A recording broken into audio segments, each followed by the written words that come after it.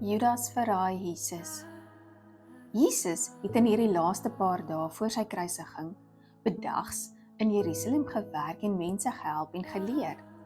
Saans het hy na Betanië gegaan en daar gaan slaap. Ons gaan oor 2 dae Paasfees vier, het Jesus vir sy disippels gesê.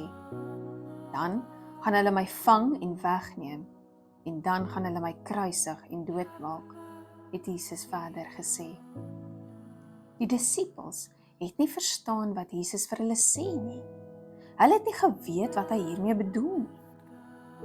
Op hierdie selfde tyd was die belangrike Joodse leiers almal in die hoëpriester Kajafas se huis bymekaar. Hulle was besig om planne te maak oor hoe hulle vir Jesus gaan doodmaak. Hulle wou dit egter nie doen terwyl dit Paasfees is nie, want hulle het geweet hoe baie die mense van Jesus hou en dat daar baie mense is wat dit nie sou toelaat nie. Terwyl die Joodse leiers met hierdie skelmplanne besig was Jesus juis in Betanië. Jesus was besig om te eet, toe 'n vrou na hom toe kom, met 'n flesie, met baie duur, lekker ryk olie, amper soos parfuum. Sy het die flesie oopgemaak en dit oor Jesus uitgegooi. Hiermee het sy Jesus gesalf en hom reggemaak vir sy begrafnis wat sou kom. Die disippels het dadelik kwaad geword en gevra, "Hoekom mors jy die lekker ryk olie so? Ons kan dit verkoop het en die geld vir die arme mense gegee het hulle gesê. Jesus vra toe, "Hoekom is julle kwaad vir haar?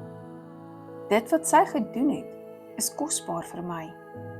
Daar sal altyd arme mense wees wat julle kan help, maar julle gaan my nie altyd by julle hê nie."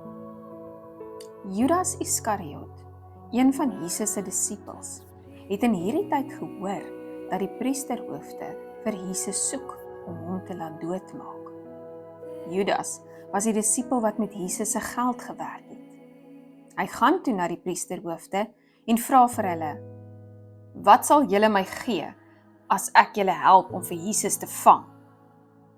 Die priesterhoofde wou Jesus so graag doodmaak, dat hulle toe vir Judas Iskariot 30 silwermuntstukke betaal. Judas het toe vir die priesters gesê, dat hulle die man moet vang, wat hy met 'n soen sal groet. Jesus het hierdie alles geweet, en die heeltyd hieroor nagedink.